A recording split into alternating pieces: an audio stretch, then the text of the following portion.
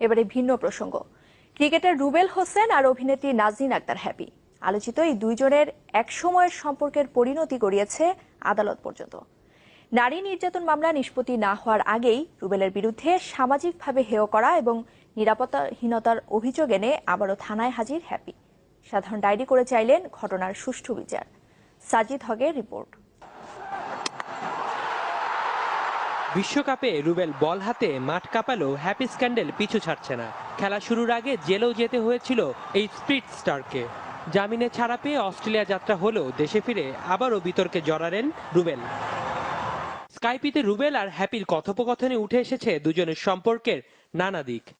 শোনেন আপনি তো এখন তালবানা উসিলা খুঁজবেন আমার, তাই না? শোনেন, আপনার আমি চিনি না। উপরে আল্লাহ আছে, বিশ্বাস করো।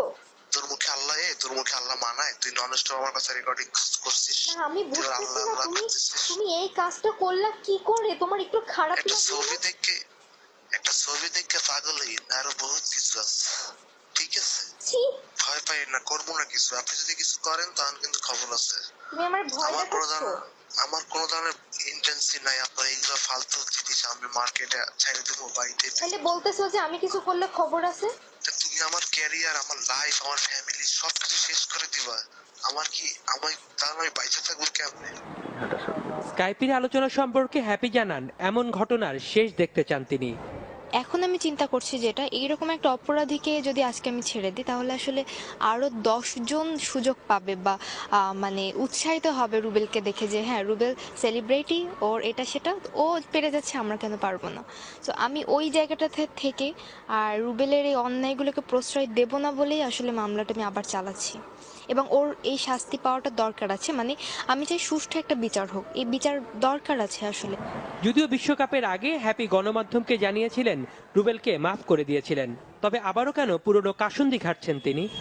একটা মানুষকে তখনই ভালোবেসে ছেড়ে দেওয়া যায় যে সে আসলে ভালোবাসে, কিন্তু রুবেল তো আসলে আমাকে ভালোবাসে না। ও ফার্স্ট অফ অল আমার সাথে অ্যাক্টিং করে গেছে, একটা বড় প্রতারণা।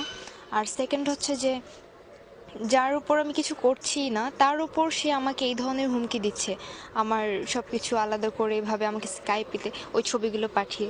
মানে এটা তো আসলে একদম অমানসিকতা শেষ পর্যায়ে গেলে মানুষ এরকম পারে। আর সাধারণ ডায়েরির বিষয়ে কথা বলতে মিরপুর থানায় গেলেও কেউ ক্যামেরার সামনে কথা বলতে রাজি হননি। তবে ভারপ্রাপ্ত কর্মকর্তা জানান আইন অনুযায়ী ঘটনার তদন্ত চলবে।